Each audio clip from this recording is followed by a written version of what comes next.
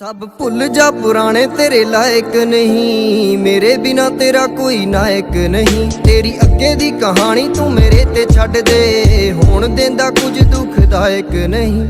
तेनू दिल नाल सदा ला के रखूंगा, तेनू दिल नाल सदा ला के रखूंगा।